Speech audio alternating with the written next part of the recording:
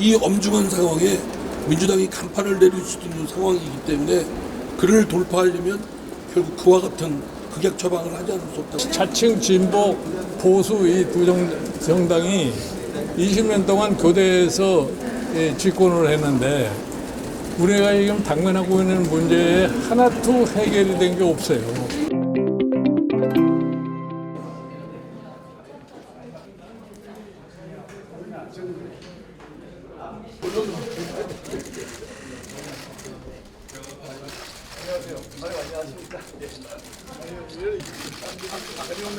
제가 더 잘 모시겠습니다.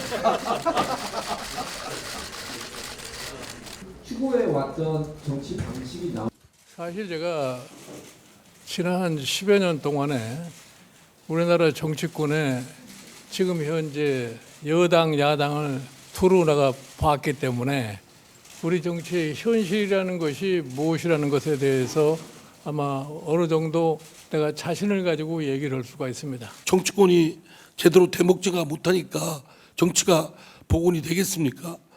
그러니까 결국은 이제 정치권에 저는 정치권에서 선거 때가 되면 개별적인 정치인들에 대해서 물갈이해야 된다.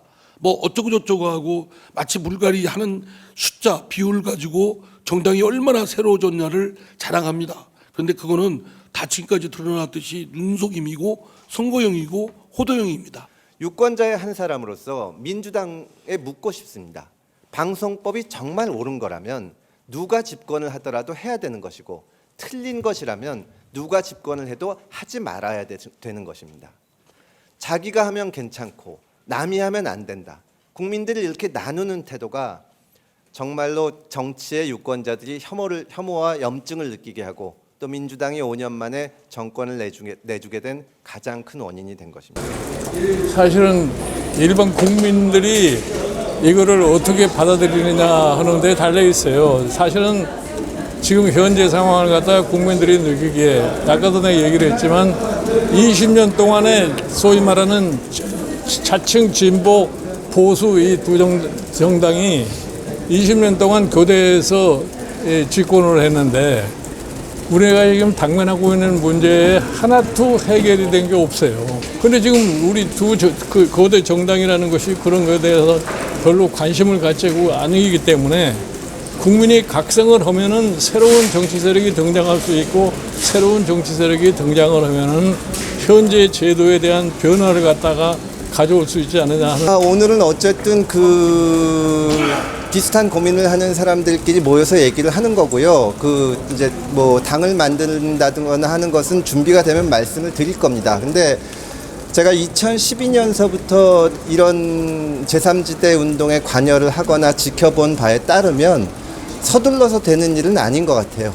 대단히 어려운 길이고 정치인들이 많이 같이 비슷한 고민을 공유하지만 실제적으로 깨고 나오기는 쉽지 않습니다. 그래서 앞서 나가는 말씀을 드리는 것보다는 저는 그 길을 걷겠다고 말씀을 드렸고 차차 준비된 대로 말씀을 드리겠습니다. 집단 정치 세력들이 3, 4, 5 등장을 해서 두 거대 정당에 대한 쇼크를 줘야 된다고 생각합니다. 그래서 같이 경쟁이 이루어져야 된다고 생각합니다. 그리고 오히려 여건이 좋은 새로운 스타트업 정당 정치 세력들한테는 좋은 여건이라고 생각됩니다. 오히려 기존의 양대 정당이 국민들로부터 많은 불만과 불신, 아주 적대감까지 받는 상황이기 때문에 많은 분들이 꿈꾸면 새로운 정치 상황에 주도권을 쥐고 앞으로 끌고 갈 수 있는 여력이 있다. 저는 아직 사실관계가 드러나지 않고 있고 지금 당사자들은 극구 부인하고 있지 않습니까? 사실관계가 좀 정리가 좀 필요하다고 생각됩니다. 그게 먼저 된 다음에 어느 정도 드러난 그건 수사기관의 수사로서도 드러나겠죠.